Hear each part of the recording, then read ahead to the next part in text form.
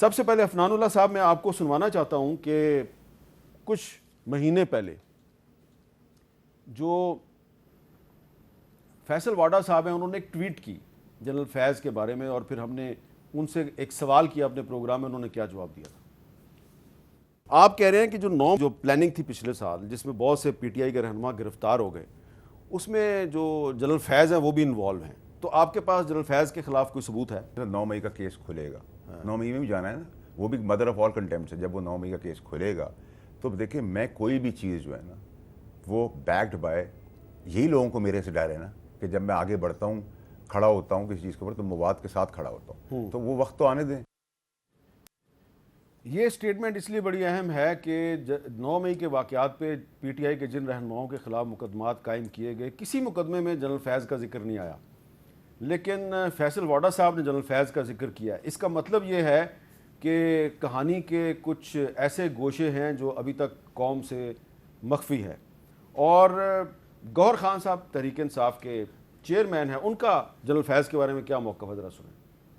جو شوکت عزیز صدیقی صاحب کے ساتھ ہوا وہ بھی غلط تھا، اور شوکت عزیز صدیقی صاحب کا مطالبہ ہے کہ انہوں نے نام لے کے جنرل فیض امید پہ الزام لگایا تھا، ان کے خلاف انکوائری کی جائے۔ اگر انکوائری ہونی بالکل انکوائری ہو، لیکن جس کے ساتھ بھی جس بھی جج کے ساتھ کسی نے ایسا کیا، ان کی پرائیویسی کو بریچ کی ہے یا جج پہ انٹرفیئرنس کی ہے، اس کی مذمت کرنی چاہیے۔ اچھا، اب افنان اللہ صاحب جی، سوال میرا آپ سے بڑا سمپل ہے کہ یہ جو پروسیڈنگ شروع ہوئی ہے جنرل فیض کے خلاف، تو یہ تو ٹاپ سٹی کا کیس ہے، اس میں شروع ہوئی ہے۔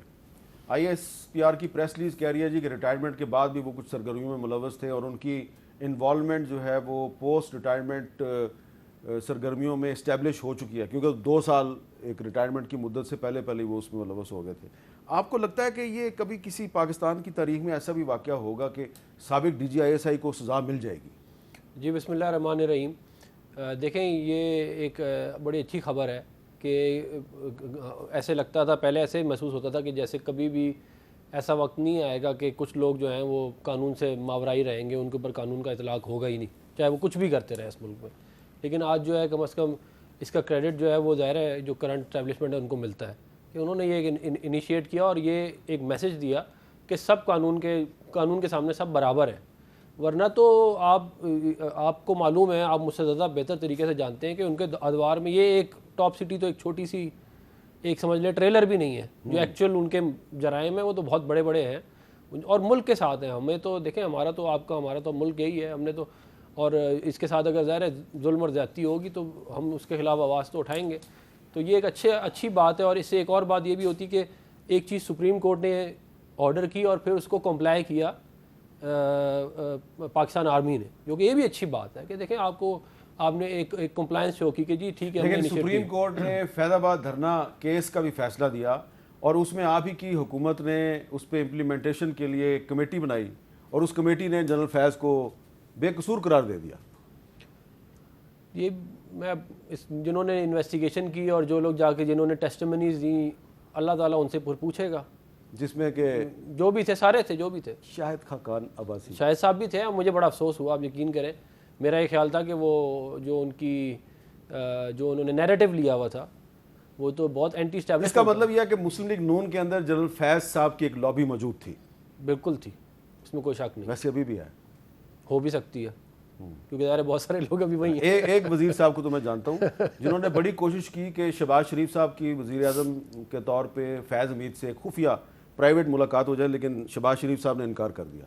اچھا، یہ کوئی پرانی بات نہیں ہے۔ اور دوسری طرف فیض امید صاحب جو ہے وہ تحریک انصاف کو یہ باور کراتے تھے کہ میں تو آپ کا بڑا خاص آدمی۔ اچھا، ایک اس میں یہ بھی اچھی بات ہے کہ دیکھیں اگر کوئی پالیسی ادارے کی ہے تو جو اس ادارے کے لوگ ہیں وہ فالو کر رہے ہیں، چلے ٹھیک ہے، لیکن یہ کہ آپ اس ادارے کی پالیسی تو دور، آپ ٹاپ سٹی میں گھس گئے، کوئی بزنس میں گھس گئے، کسی بزنس مین کو اٹھا لیا کوئی، یہ اچھا، اب اس میں جو ٹاپ سٹی کا ذکر کیا شعیب شہین صاحب، میں اب آپ سے سوال کر رہا ہوں کیونکہ آپ ایک ماہر قانون ہیں، پی ٹی آئی کو ذرا تھوڑی دیر کے لیے چھوڑ دیں۔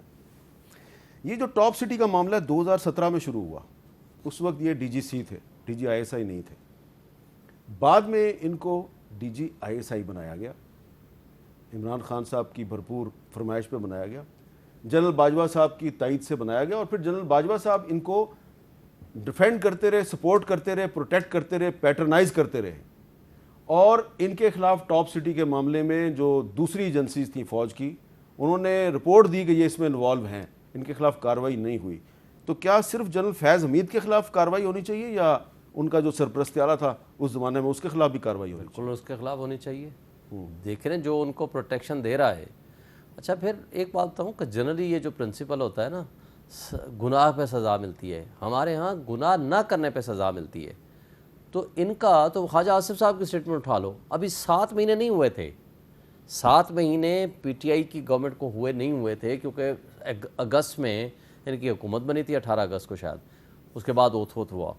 اور اپریل 2019 میں باجوہ صاحب کے سسر کے گھر میں ملاقات ہوتی ہے, اور جنرل فیض حمید اور جنرل باجوہ صاحب خواجہ آصف صاحب کے بقول کو کہتے ہیں کہ ابھی لے لو ہمارے سے پنجاب گورنمنٹ, اور دسمبر تک ہم سے فیڈرل گورنمنٹ لے لو. یہ ہوئی نا, کیونکہ ہم عمران خان سے تنگ آ گئے ہیں. تو اس کا مطلب ہے کہ فیض حمید عمران خان سے ڈبل گیم کر رہے تھے. بالکل ڈبل گیم کر رہے تھے, آن دی فیس آف اٹ نظر آ رہا ہے آپ کے سامنے. نہ صرف یہ اب ہم تو نہیں کہہ رہے, یہ تو بات وہ کر رہے ہیں خواجہ آصف صاحب جو اس وقت بھی شاید ڈیفنس منسٹر ہیں یا کیا ہے, پچھلے سال شاید نہیں, واقعی ہے, واقعی ڈیفنس منسٹر ہیں. اب وہ تو ان کی جو سٹیٹمنٹ آئی ہے یہ کوئی پہلی دفعہ نہیں آئی, یہ پچھلی دفعہ بھی 2-3 دفعہ دی تھی انہوں نے, اب اس کو اس نے ری ویریفائی کیا ہے. تو جنرل باجوہ اور جنرل فیض حمید تو بالکل ایک کچھ تھے. اور جب پوچھا گیا تھا, آپ کو یاد ہوگا کہ جی جنرل فیض حمید سے, تو انہوں نے صرف ایک بات کا جواب دیا تھا, انہوں نے کہا میں وہ کرتا تھا جو مجھے کہا جاتا تھا. یاد ہے آپ کو؟ تو اس کو کہنے والا کون تھا؟ یہ تو ایگزیکیوٹنٹ تھا نا, پالیسی ساز اتھارٹی کون تھی, یا فیصلہ کس کے اختیار میں تھا؟ تو فیصلے کا اختیار تو باجوہ صاحب کے اختیار میں تھا. اچھا باجوہ صاحب سے جب کسی نے پوچھا, صحافی نے یا لوگوں نے یا FBR سے کوئی رپورٹ ملی کہ جی یہ جو جائز آپ کی آمدنی $11 بلین آئی ہے, 11 بلین روپے, تو یہ اس کی کوئی بتا دیں کہ جی آپ نے ٹیکس میں ڈکلیئر کیا ہے, اس میں کون سی غلط بات تھی؟ صحافی کو بھی اٹھا کے لے گئے, اور وہ اٹھا کے لے گئے, شاہد اسلم کے خلاف مقدمہ درج کر دیا, اس کے وارنٹ گرفتاری جاری ہو گئے. دیکھیں نا, سپریم کورٹ کے فیصلے پہ عمل درآمد کے لیے جو کمیٹی بنائی جاتی ہے اس میں پولیس افسران شامل ہیں, وہ جنرل فیض کو کلین چٹ دے دیتے ہیں, اور جنرل باجوہ کے معاملے پہ جو شاہد اسلم کی سٹوری ہے اس میں ان کو کلین چٹ دے دی گئی. سر اس میں وجہ ہے, دیکھیں آج بھی یہ جس کیس میں اٹھایا گیا ہے یہ تو ایک اور کیس ہے.